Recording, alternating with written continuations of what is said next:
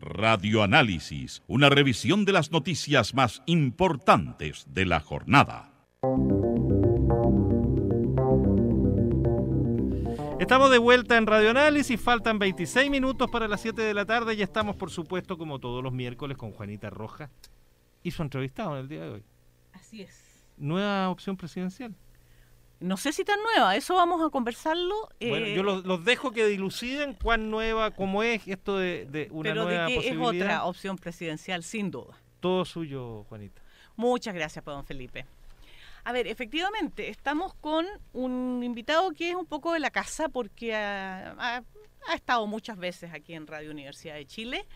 Me refiero a Marcel Clot, economista, magíster en economía de la Universidad de Chile, candidato a doctor en la Universidad de Lovaina, tengo entendido, la Universidad Católica de Lovaina, sí. Y actualmente haciendo doctorado también nuevamente. Sí, en la Chile. Sí, en la Chile, otra vez. Fue director de cuentas del Banco Central, profesor en distintas universidades de nuestro país, sí.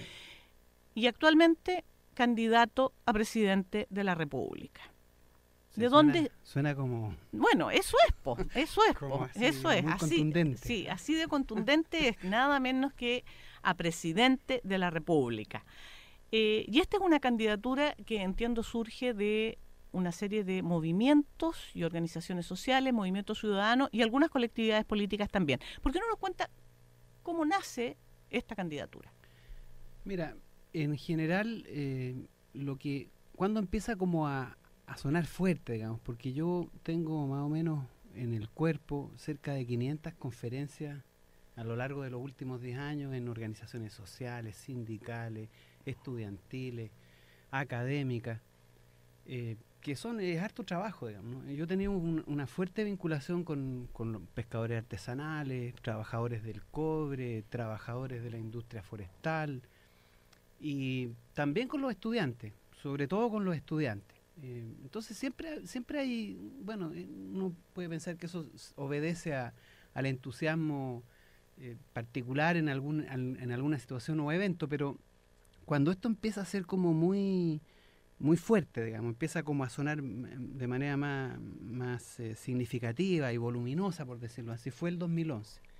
Yo el año 2011 di aproximadamente 85 conferencias en todos los centros académicos en Toma, universidades, colegios, recorrí todo Chile en ese periplo, me encontraba con Salazar y con otros académicos e intelectuales que apoyaron el movimiento.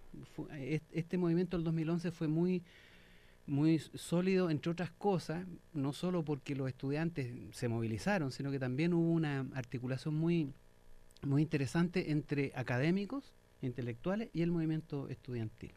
Y ahí aportamos con mucho contenido, ¿no? Yo creo que la importancia de eso fue fundamental en materia de la fortaleza y los cambios que implicó el movimiento estudiantil. Entonces, al principio, yo daba mis conferencias y terminaban las preguntas reiteradas, si acaso yo estaría dispuesto a asumir una candidatura, uh-huh. si me parecía que era pertinente. Bueno, eso empezó muy fuertemente y se repitió ya de manera casi agotadora al final del movimiento.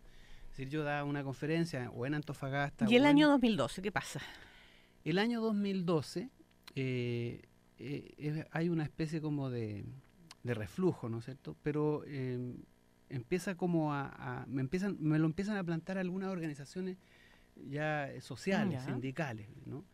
Por ejemplo, donde me encontraba con la federación con el presidente de la Asociación de Trabajadores de la Banca, Luis Mesina, él me lo planteó unas 2 o 3 veces.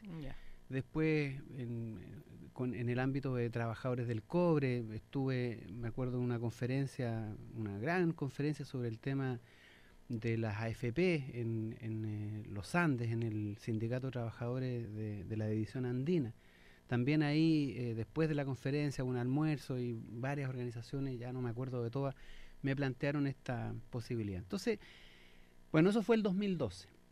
Y ya a fines del 2012 se conforma una reunión donde habían organizaciones sindicales, algunos grupos de estudiantes, otros académicos, intelectuales, y me citaron para conversar seriamente la posibilidad de levantar una candidatura desde la ciudadanía, ¿no? Ese es más o menos la idea, ¿no? Es decir, que recogiera las inquietudes, demandas del movimiento social.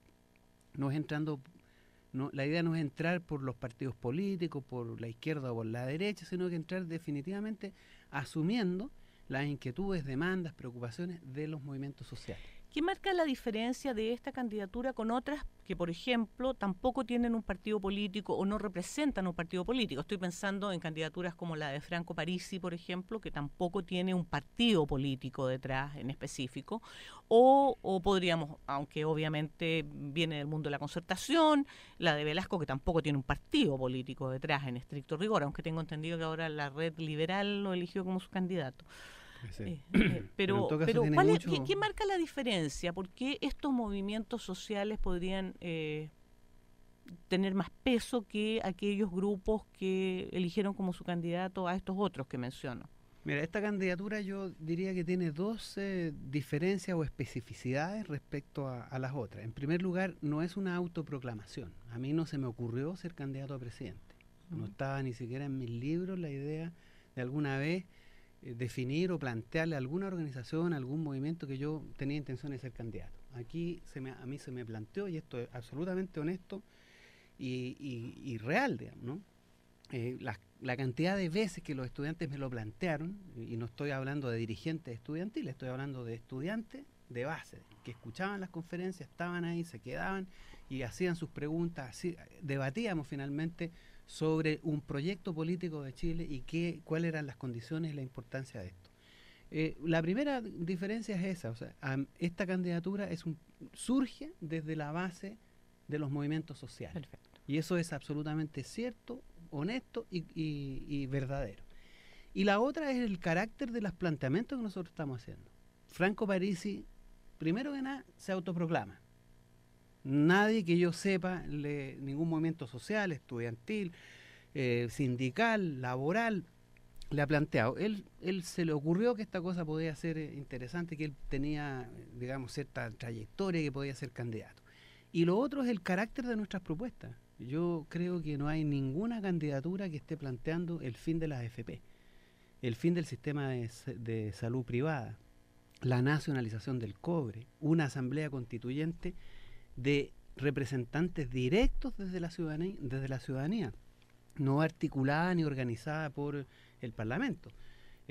Nosotros somos de los pocos que hemos planteado la urgencia de una reforma tributaria que realmente implique que las empresas paguen impuestos, no reformas menores como las que se han planteado hasta ahora. A ver, cuando estamos hablando de eliminar las AFP, estamos hablando de eliminar la salud privada, estamos hablando de nacionalización del cobre. Educación pública gratuita, universal y laica. Pública, gratuita, universal y laica, que significa en todos los niveles de la educación, incluida la educación superior.